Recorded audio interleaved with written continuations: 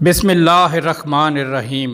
اللہ رب العزت نے بنی آدم کو گمراہی سے بچانے کے لیے اپنے بندوں میں سے خاص بندوں کو چنا اور انہیں نبوت کے منصب پر فائز کر کے ہر قوم کی طرف مبعوث کیا۔ دوستو، ان اقوام میں قدیم ترین قوم عاد کا بھی نام آتا ہے۔ قوم عاد جزیرۃ العرب کے جنوب کے صحرا احقاف میں آباد تھے، جو موجودہ یمن اور عمان کے علاقے ہیں۔ عرب کی قدیم تاریخ میں انہیں عاد اولی کے نام سے بھی یاد کیا جاتا ہے۔ دراصل حضرت نوح علیہ السلام کی نسل سے ایک شخص تھا جو نوح کے بیٹے سام کی اولادوں میں سے تھا۔ اس نے جنوب کے علاقوں میں سکونت اختیار کر لی تھی اور ایک عظیم قبیلے کی بنیاد رکھی جو آگے چل کر قوم عاد بنی۔ دوستو، تاریخ انسانی میں قوم عاد عظیم اور طاقتور لوگوں میں سے سر فہرست ہیں۔ یہ لوگ نہایت ہی لمبے، زور آور اور مضبوط ہوتے تھے۔ ان کی جسمانی مضبوطی اور قد و قامت بے مثال تھی اور لمبے لمبے درختوں کو ایک ہاتھ سے پکڑ کر اکھاڑ پھینکتے تھے۔ مورخین کے مطابق وہ اونچے اونچے پہاڑوں کو کاٹ کر عالی شان محل بنانے کا فن بھی جانتے تھے، جو اس زمانے میں دنیا کی سب سے بڑی فنکاری تھی۔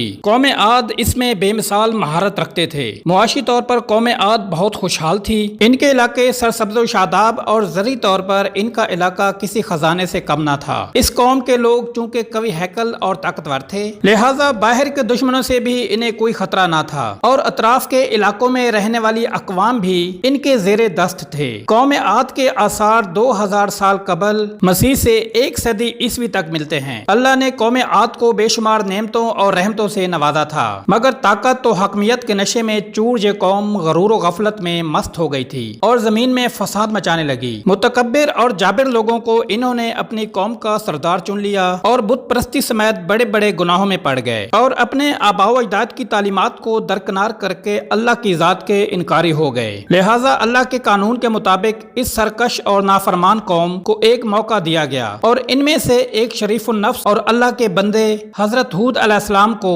نبی بنایا گیا تاکہ وہ اپنی قوم کو راہ حق کی دعوت دیں اور انہیں اللہ کے عذاب سے ڈرائیں۔ اللہ نے قرآن مجید میں قوم عاد کا ذکر فرمایا اور ہود علیہ السلام نے کہا، میں تمہارے لیے ایک امانت دار پیغمبر بنا کر بھیجا گیا ہوں، اور فرمایا، اے میری قوم، تم سب اللہ کی عبادت کرو کیونکہ تمہارے لیے اس کے سوا کوئی اور معبود نہیں، اور تم لوگ یہ جو بت پرستی کر رہے ہو یہ نہ کوئی خدائی قانون ہے اور نہ ہی کوئی عقل مندی کی بات ہے، یہ تو صرف تم نے اپنی طرف سے گھڑ لیا ہے۔ قوم عاد نے کہا کہ کیا تم ہمارے پاس اسی لیے آئے ہو کہ ہم ایک ہی خدا کی عبادت کریں اور ان سب معبودوں کی عبادت چھوڑ دیں جن کی ہمارے آباء و اجداد عبادت کیا کرتے تھے؟ قوم عاد کے ایک آدمی نے کہا کہ اگر تم واقعی سچے ہو تو تم اپنے وعدے کے مطابق عذاب الہی لا کر دکھاؤ۔ حضرت ہود علیہ السلام نے کہا، اب تو یہ طے ہو گیا کہ تمہارے رب کی طرف سے تم پر قہر الہی نازل ہو جائے اور عذاب آ جائے، لہٰذا اللہ کے حکم سے ایک تیز طوفان قوم عاد کی طرف بھیج دیا گیا۔ یہ ریت کا طوفان 7 دنوں تک مسلسل چلتا رہا تھا اور ان کی بلند ترین عمارتوں کو زمین بوس کر دیا۔